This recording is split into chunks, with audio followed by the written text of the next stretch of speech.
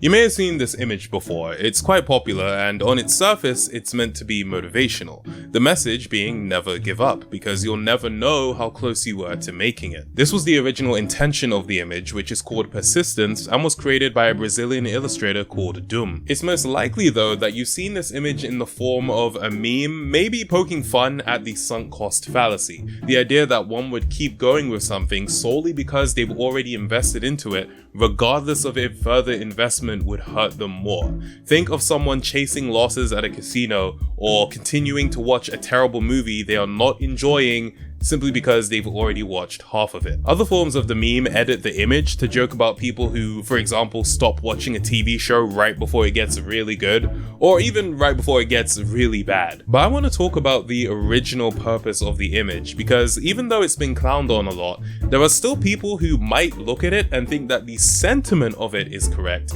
even if it's a little cringe and the sort of cheesy post you might expect to see on a Hustle Bros LinkedIn. I mean, perseverance is a good thing, right? And yeah, sure it is, but is that what this image actually represents? So in the image, it looks like the man is walking away just as he's about to strike diamonds. I mean, if he just hit that tiny little membrane of rock a little bit longer, he'd be rich beyond his wildest dreams. I mean, some of the diamonds are bigger than his head, but it only looks that way because we, the observers, can see from a perspective that is invisible to him, not to mention impossible in general. It's a cross-section of an area below the Earth's surface, fully illuminated. We can see things he will never be able to see. From his perspective, he is no closer to riches than he ever was, and it's most likely he doesn't even know for sure there are diamonds to be found in the first place.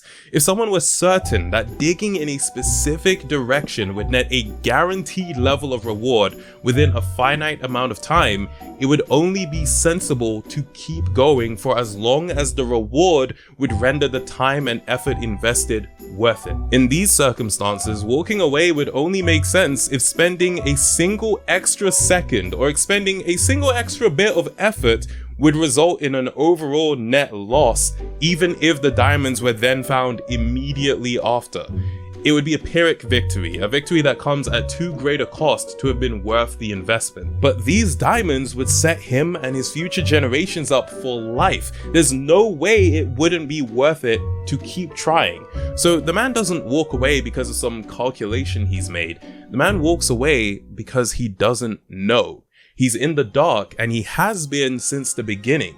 It's only illuminated to us, the godlike observer. Now, the thing about this image is that while it's apparently an encouragement for us to never give up, it can't be applied to real life because it's not reflective of real life circumstances. In the real world, we can't know if an effort will pay off if there is no indication that a potential payoff exists. And most of us aren't pioneers. Most of us aren't willing to be the first to put great effort and persistence into trying something that is completely unproven. Before Roger Bannister broke the record for running a mile in under 4 minutes in 1954, the idea of a human being running a sub 4-minute mile was seen by many as impossible.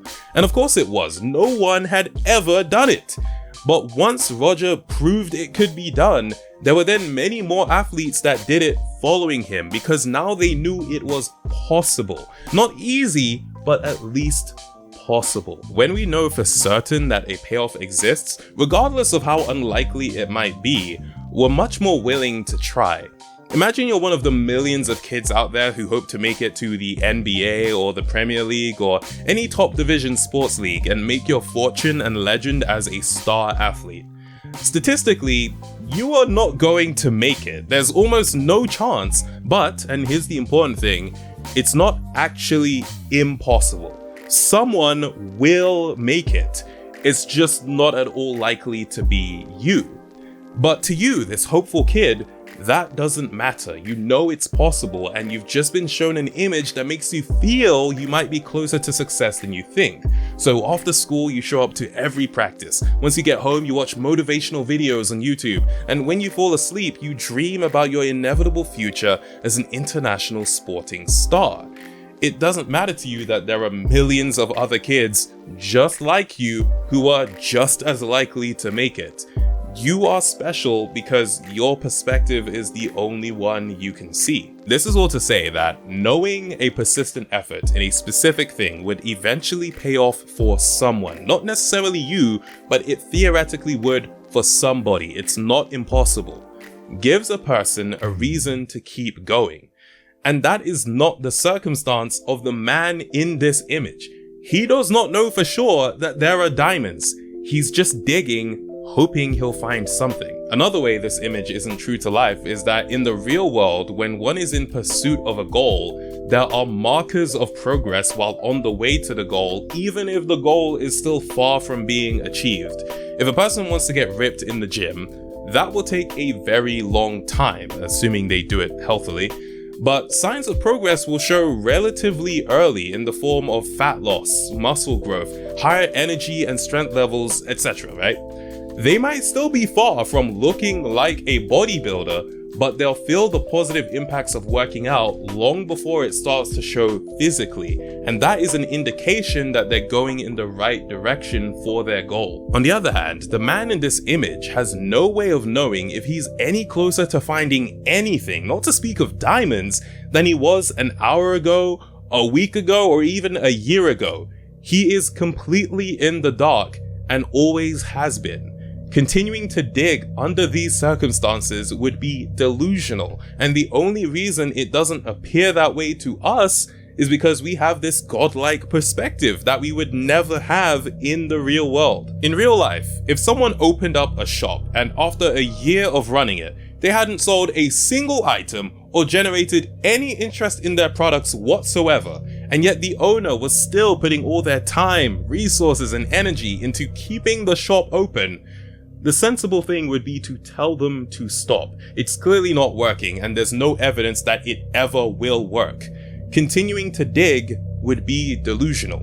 Walking away is the sensible thing to do. Now, this whole time, I haven't even spoken about the second man above, who still seems determined to strike it rich. And I call him the second man despite him being on top for two reasons. One, if you look at this image as a race to the diamonds, he is currently in second place. And two, he's just not that important to the illustration. If you removed him, the meaning of the image would be mostly the same. But if you remove the guy below, then the image changes completely. It's just a guy mining for diamonds. But that's not to say the second guy is here for no reason. He's been put here to invoke a sense of FOMO.